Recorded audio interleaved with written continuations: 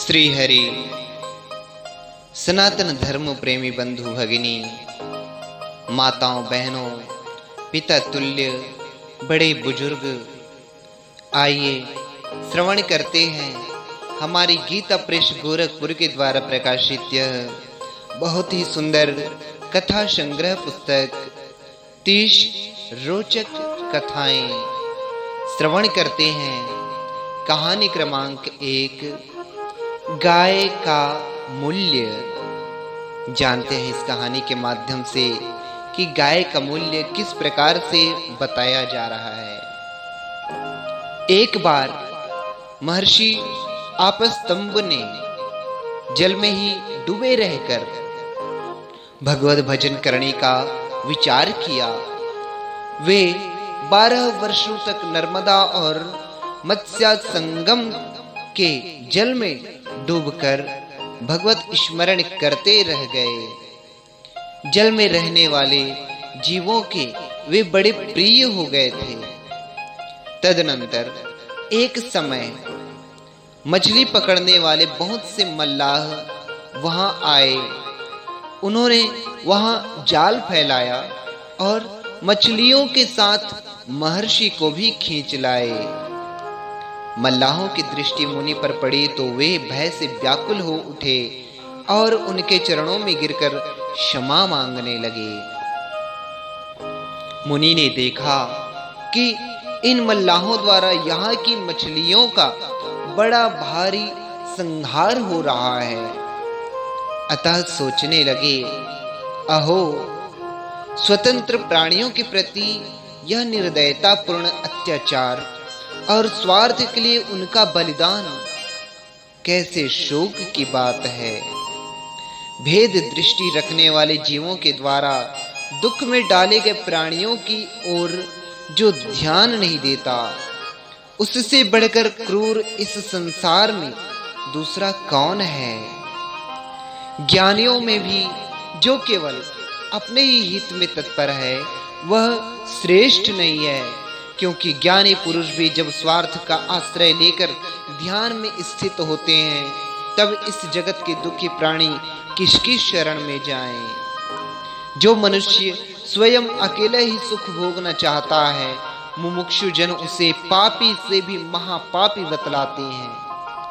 वह कौन सा उपाय है जिससे इनका सारा पाप ताप मेरे ऊपर आ जाए और मेरे पास जो कुछ भी पुण्य हो वह इनके पास चला जाए। इन दरिद्र विकलांग दुखी प्राणियों को देखकर भी जिसके हृदय में दया नहीं उत्पन्न होती वह मनुष्य नहीं राक्षस है। जो समर्थ होकर भी संकटापन्न भय विह्वल प्राणियों की रक्षा नहीं करता वह उनके पापों को भोगता है। इसलिए जो कुछ हो, मैं इन मछलियों को दुख से मुक्त करने का कार्य छोड़कर मुक्ति को भी वर्ण नहीं करूंगा। स्वर्ग लोक की तो बात ही क्या है। इधर यह विचित्र समाचार वहां के राजा नाभाग को मिला। वे अपने मंत्री पुरोहितों के साथ दौड़े घटना स्थल पर पहुंचे। उन्होंने देवतुल्य महर्षि की पूजा की और पूछा, महाराज, मैं आपकी कौन सी सेवा करूं। आपस्तंभ बोले, राजन, ये मल्लाह बड़े दुख से जीविका चलाते हैं। इन्होंने मुझे जल से बाहर निकालकर बड़ा भारी श्रम किया है। अतः जो मेरा उचित मूल्य हो वह इन्हें दो। राजा नाभाग ने कहा, मैं इन मल्लाहों को अपने बदले 1 लाख अर्थात आपके बदले 1 लाख स्वर्ण मुद्राएं देता हूं। महर्षि ने कहा, मेरा मूल्य 1 लाख मुद्राएं ही नियत करना उचित नहीं है। मेरे योग्य जो मूल्य हो वह इन्हें अर्पण करो। नाभाग बोले, तो इन निषादों को 1 करोड़ दे दिया जाए या और अधिक भी दिया जा सकता है। महर्षि ने कहा, तुम ऋषियों के साथ विचार करो। कोटि मुद्राएं या तुम्हारा राज्यपाट, यह सब मेरा उचित मूल्य नहीं है। महर्षि की बात सुनकर मंत्रियों और पुरोहितों के साथ राजा बड़ी चिंता में पड़ गए। इसी समय महातपस्वी लोमस ऋषि वहां आ गए। उन्होंने कहा, राजन, भय न करो, मैं मुनि को संतुष्ट कर लूंगा। तुम इनके लिए मूल्य के रूप में एक गौ दो, क्योंकि ब्राह्मण सब वर्णों में उत्तम है। उनका और गौओं का कोई मूल्य नहीं आंका जा सकता। लोमस जी की यह बात सुनकर नाभाग बड़े प्रसन्न हुए और हर्ष में भरकर बोले, भगवान, उठिए उठिए, यह आपके लिए योग्यतम मूल्य उपस्थित किया गया है।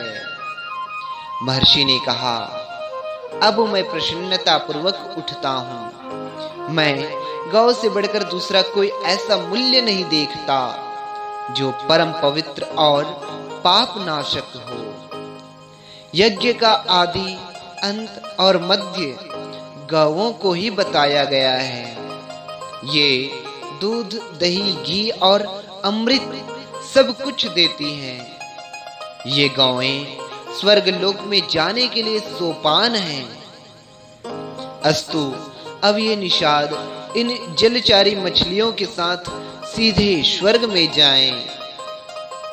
मैं नरक को देखूं या स्वर्ग में निवास करूं, किंतु मेरे द्वारा जो कुछ भी पुण्य कर्म बना हो, उससे ये सभी दुखार्त प्राणी शुभ गति को प्राप्त हों। तदनंतर महर्षि के सत्संकल्प एवं तेजोमय वाणी के प्रभाव से सभी मछलियां और मल्लाह स्वर्ग लोक में चले गए। विभिन्न प्रकार के उपदेशों द्वारा लोमस जी तथा आपस्तंभ जी ने राजा को बोध प्राप्त कराया और राजा ने भी धर्ममय बुद्धि अपनाई। अंत में दोनों महर्षि अपने अपने आश्रम को चले गए। सनातन धर्म प्रेमियों, यह महत्वपूर्ण कथा जो है स्कंद पुराण से वर्णित है। तो आगे हम एक और अच्छी ज्ञानवर्धक कथा श्रवण करेंगे। तब तक के लिए जय जय श्री राम, जय जय श्री राम, जय श्रीमन्नारायण।